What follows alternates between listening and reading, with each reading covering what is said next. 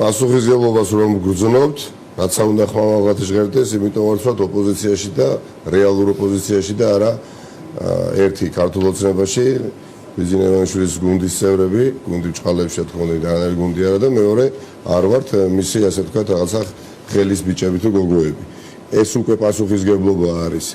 ის რომ ვიბრძვით, ეს უკვე პასუხისმგებლობა არის. ჩემი აზრით დღეს რაც აქ ხდება თბილისში და არა მხოლოდ თბილისში, ზუგდიდში თავდასხმები, ტერორისტული აქტები, ხო? ეხა პროზაულია ეს, ბევრს აღარ უკვირს. დღეს ვფიქრობ ბრაზე არ გამოიწვია ამან, რაც მოხდა დიდუბეში. სამმართველოს დიდუბის რაიონის პოლიციის სამმართველოს შენობიდან 50 მეტრში, 50 მეტრში, ხო? ხალხის ნაწილი უკვე ამაზე ხალისობდა, იმიტომ რომ რაღაც ტრადიციაა, იცით, ჩანხოთ საზოგადოება ყალიბდება ხო რაღაცა კანონებით, წესებით, ტრადიციებით, ხელისუფლება რის ამარად დაგტოვა რა, უბრალოდ რაღაცა მორალური მართლმსაჯულების ფენომენის ამარად დაგტოვა, უბრალოდ აქ შევიკრიბოთ, ან სახლებში, ან Facebook-ზე პოსტები დავწეროთ, ჯერჯერობით ეს გამოგვდის ყველაზე კარგად და გავკითხოთ, გავაკრიტიკოთ, აბა სისხლის სამართლების პასუხისმგებლობა ნამდვილად არ ეკისრება არავის. ეხლა ელენე მახსენა, იმიტომ კი არა რომ მე ვიყავი, მე მგონია რომ ყველგან იგივე ხდებოდა მეტნაკლებად, მაგრამ ეხლა გდანში ანუ ცნობილია რა დამნაშავეები, არაერთი შეიარაღებული, კალაძის ბავშვობის მაკაცი, ახლა დავიღალე ამაზე საუბრით. ვიღაცა კვიჟინაძე, ბავშვობის მაკაცი დღეს ჟურნალისტი კითხვას უსმევდა და როგორც კი ვარი გაიგო რომ კვიჟინაძე ხებოდა დატყდა ან ტრიბუნიდან მაპატიეთ ამ ჟარგონისთვის, ხო? ბავშვობის მეგობარი იარაღი დაარბია უბანი ხა. აი ამ ბატონს ზურაბაშვილს, ხო? ხა ხო ამას ნახე ექნება ეს კადრები, ხო? რა მოხდა მე ის თუ იარაღით არბევდა საარჩევნო უბანზე, ფიფიკრა ხა მე ცოტა ხელყუმბარა შეიძლება სათამაშოში გავაკეთე. ანუ აი ამ ყველაფერმა გამოიწვია ის სადამდეც მივედით დღეს, მაგრამ გამოსავალს რაში ხედავთ? სინდრომმა მერე მიმღებლობამ უკვე ხელისუფლებაში მსგავს დანაშაულებისა აღა ნო ჩვეულებრივ ამბავია რა უკვე რა ნამდვილად გეუბნებით ეხა შტაბი დაწვეს გესმით დაწვეს შტაბი და არაფერი რამდენი დღე გავიდა და აღარ საუბრობთ ამაზე თორე მე რა ეხა ხვალზე კიდე უარეს გააკეთებენ ეხა ყველაზე საგანგაშო ის არის რომ ადამიანები რომ ბედავენ რომ ვიდეო სათვალთვალო კამერებია სადღაც და ასეთ ადგილებში მიდიან და ძევლად ადამიანებს იყვანენ თითოეულ ჩვენგანთან ოჯახებში რომ შემოცვლიდნენ ხო ან ტელემაყურებლების ოჯახებში ეს რისკი სულ უფრო და უფრო იზრდება იმიტომ რომ ჩემთვის ეს ხელისუფლება არის ფარცხალაძე არ ვიცი ვინები არიან მურუსიძეები და უკეთეს არ ველოდები ნამდვილად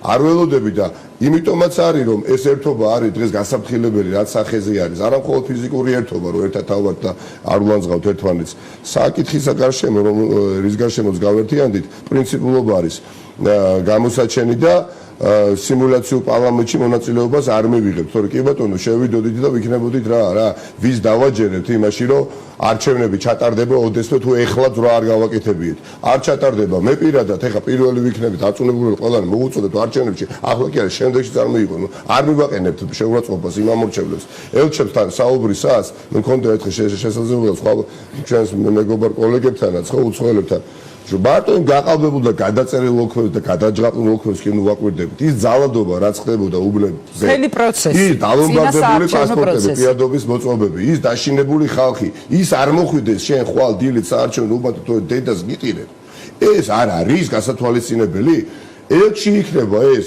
ჩემი ოჯახის წევრი იქნება თუ სხვა იქნება ვინ სიტყვის რომ ოდენავია სუბუქი ხარვეზები ჩატარდა არჩევნები და მომიწოდეს პარლამენტში არ ვცემ პატივს არასოდეს არ თუ არ მინდა ვერ ვცემ პატივს გინდა იყოს ეს ამერიკის შეერთებული შტატების გინდა ბრიტანეთის გინდა მამაჩემი რომელიც მეტყვის ჩემი თვალით და რატომ ვართ ერთად ყველამ დავინახეთ ყველა კანდიდატები ვიყავით ყველა პარტია ასპარეზობდა საარჩევნო კამპანიაში ყველამ ვიგემეთ რა საგიჟეთი იყო ნუ ეს უკვე სახელმწიფო დეპარტამენტის განცხადებაშიც და შეფასებებშიც ძალიან ნათლად და ძალიან კაფეოდ გამოჩნდა მადლობა რა თქმა უნდა ყველას ელჩებს სტრატეგიულ პარტნიორებს ეს უკვე აღიარება ქართული ოცნება სადაც არის ახლა უკვე პრაქტიკულად კი არა ყურადღებას დავაკვირდეთ ამ პროცესს აღიარებენ რომ არჩევნები გაყალბდა ხალხი აღიარებენ გადაიწერა გადაიჯღაპნა და გადაწერდა გადაჯღაპნა არჩევნებს საზოგადოება არ იღებს ამას უკვე მიხვდნენ და ღირსების საკითხი არის ნამდვილად კი ბატონო, სხვადასხვა მოსაზრებები არსებობს პოლიტიკურ ოპოზიციურ სპექტრში, მაგრამ ჩემის აზრით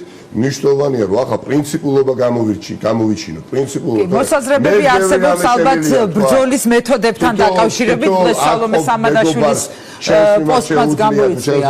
ჩემი კოლეგები, მაგრამ არ ვსაუბრობთ იმდენად ბევრი რამედებს სასწორზე.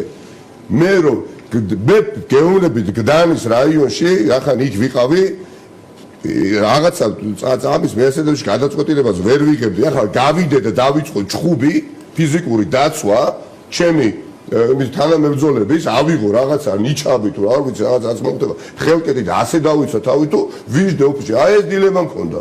არც პოლიცია, არც წესრიგი, არაფერი. ეხლა ვიღაცა ელჩი, ან ვიღაცა პარტნიორი თუ მეთქვის არჩევნები არ გაყავდა, არ არის ობიექტური. გაყავდა კი არა, თავზე გადაახიეს საზოგადოება. ესეთი ფრაზაც იყო ნიკა, რომ სამწუხაროდ და ყველასთვის სამწუხაროდ დარწმუნებული ვარ, რომ 30 წელია ეს წრეზე ვტრიალებთ და ეს კინო ნანახი გვაქვს უკვე ჩვენ. ძალიან ცუდი განცხადება იყო, მაბატიეთ, როგორ ეხა 2000 ეხა ქართულმა ოცნებამ ჟურნალს, როგორც ოპოზიციური პარტიები და ჟურნალს ინფორმაციის ინსტიტუტს ჟურნალს, ქართული ოცნება თბილისში თვითონვე აღიარება 30%-ზე მეტი არ ჰქონდათ რეიტინგი და არაუღიათ. დაიწერეს 42% თბილისში.